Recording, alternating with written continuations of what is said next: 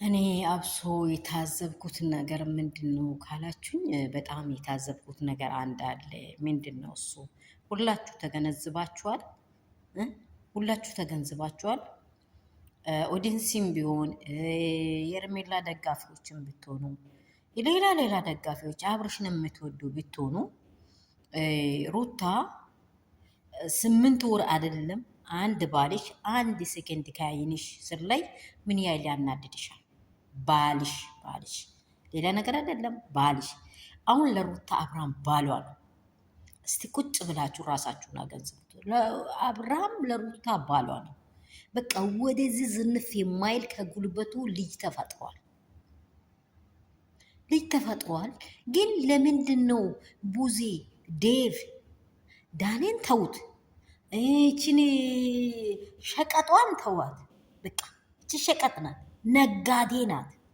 ነጋዴ ብያታለሁ። ራሷን የምትነግድ ሰውን የምታሳስት በሁለት በኩል የምትቆርጥ ብለዋ ናት። መጽሐፍ ቅዱስ ስላላ ነው የምናገረው። አፌን ሞልቼ እናገራለሁ። በእንደዚህ ጉዳይ ላይ ምንም ዝም አይደለም። ምክንያቱም እግዚአብሔር ቃል አይወድም፣ ይወግዛል። ምንድን ነው ምለው? ጋለሞታ ናት ነው ምለው። ከዚህ በፊት እቺ ልጅ ሰው የላትም እንዲ አላት። ከምላሷ ህይወቴን ትቼ አንተን ተከትዬ መጣው እያለች ነው የምታወራ። ገብቷችኋል? ይሄ ምንድን ነው? ትዳር እያለ ነው የገባችው። ይህንን እያያችሁ ዴቭ እና ቡዜ በዚህ መሀል ላይ ሩታን የጣመዳችሁትን ምክንያት ንገሩ።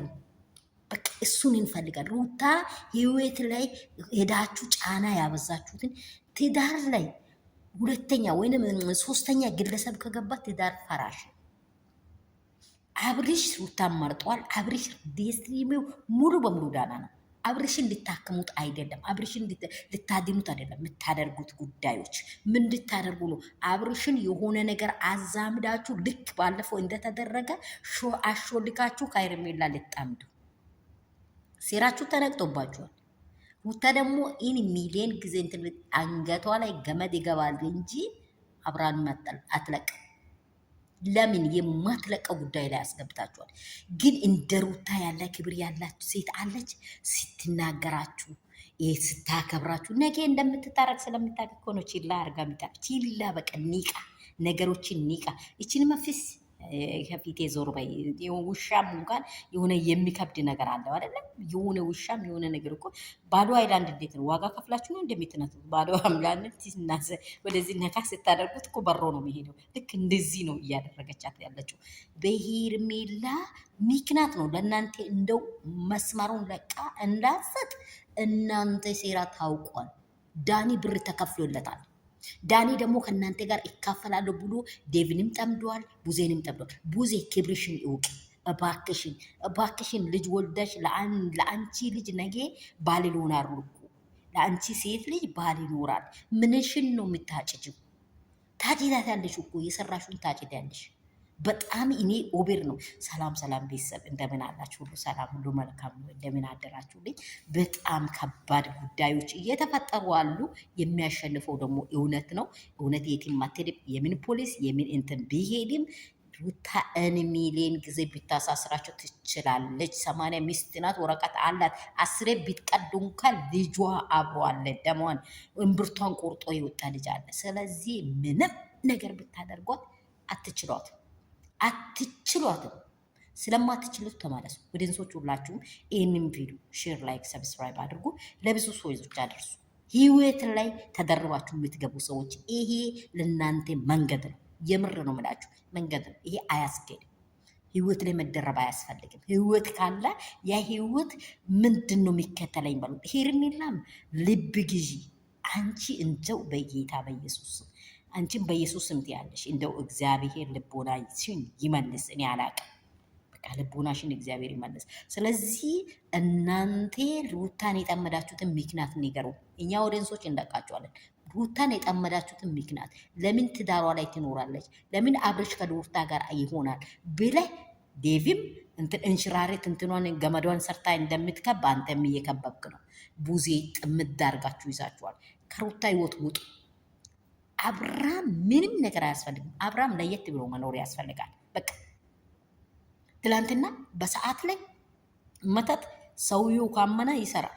ሰውየው ካመነ ከእግዚአብሔር ከወጣ ወደ አጋኒንታዊ መንገድ ከሄደ ጊዜውን ጠብቆ ይሰራል። ጊዜው ላይ ደግሞ ሲደርስ ይከሽፋል። ከሸፈ በቃ ተበትኗል። አሁን በሱ ህይወት ላይ የለም። ስለዚህ ይህንን ነገር ኬርሊስ ሆኖ ቲቶ ቀስ እያለ ነገሮችን እያመላለሰ የሚቀበለው ነገሮች ጣልቶት አይደለም። ምክንያቱ ምንም ነገር ቢዘረግፍ ወንድ ልጅ ነውና ነግም የሆነው አይታወቅም። እናንተ ለልጆቻስ እንደው እናንተ ነው ክሬዚ የሆናችሁት፣ እናንተ ነው አይምሮ የሌላችሁ፣ እናንተ ነው ማስተዋላችሁ የተሰወረ፣ እናንተ ናችሁ እብዶች፣ እናንተ ናችሁ ፖሊስ የሚያስራችሁ ለማለት ደፍሬ ሊያወራ ሚስቴክ ይሰራላ ነው እያወራው ያለሁት። ሰላማችሁ ብዙ ስትርፍርፍ ይበል። ወዳችኋለሁ የኔ ውዶች፣ የኔ ቅመሞች፣ የሩትዬ ፋሚሊ። ሩታ ደግሞ አትበገሬ ናት። በየት ጠምዳችሁ እንደ ጉንዳን እኮ በጋ የሚባለውን እኮ ነው ክረምት የሚያዘጋጀው። ገብቷቸዋል። ሙቀት ስላለ ኃይል ስለሌለው፣ ስለዚህ ያዘጋጀችውን ኃይል እያወጣች ነው፣ እየመዘዘች ነው እየተጠቀመች ያለችው እንጂ ማንሽኪም ሩታን በዚህ ጥፍር ቆሻሻ ላይ አትቆጥራችሁ።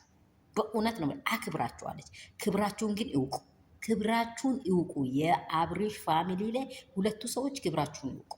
ስለዚህ ይሄ ነገር ጣልቃ ገብነት የሚያስፈልግ ከሆነ የሀገር ሽማግሌም ጣልቃ ግባ። ከዚህ ከሩታ ህይወት ሄርሜላን ምን ታስፈልጋለች? ምን ትረዳል? ምን ትጠቅማል? ለምን መጠች? አውጧት። እሷን ዳኒን አውጡ። ወንድማችሁን ልታሳክሙ ከሆናም ልታደርጉት ነገር ከሆናም እኛ ከድሮ ለየት ብሎናል። አብርሃም ካላችሁ የምትወስዱበት ቦታ ወስዳችሁ ልታሳዩ። አብራ ሩታ መሆን አለበት። ይህን እጅ ከቆረጣችሁ የእጅ እኮ ያማል፣ አትለዩትም። ስለዚህ ሁሉም እጅ መኖር አለበት። ስለዚህ ሩታ ከነ ልጇ አብራም ያለበትን ቦታ ሁሉ መጋፈጥ አለበት። ይሄ ካልሆነ አትለቃችሁ ማወቅ አለባችሁ። ሰላማችሁ ትርፍርፍ ይባል። በዚህ ስሜታዊ ምን ተናግሬ ነው። በጣም ውስጤን እየነካ ነው ያለው። ይሄ ምን አይነት መንፈስ እንደያዛቸው አናቅም። እግዚአብሔር ደግሞ ይረዳታል፣ አቅም ይሆናላታል። የሩታ ወንድም እህቶች ፋሚሊዎች የጎና ጥንት ሳይሆን ቀኛ ጥንት መሆን ነው ያለብን። አሁን የሚያስፈልጋት ሰዓት ነው። በርች ማለት ከጎኗ ላይ እግዚአብሔርን መጸለይ። እኛ በመተት በሌላ ሴራ አይደለም፣ እግዚአብሔርን በመጸለይ እናሸንፋለን። እውነት የትም አትሄድም።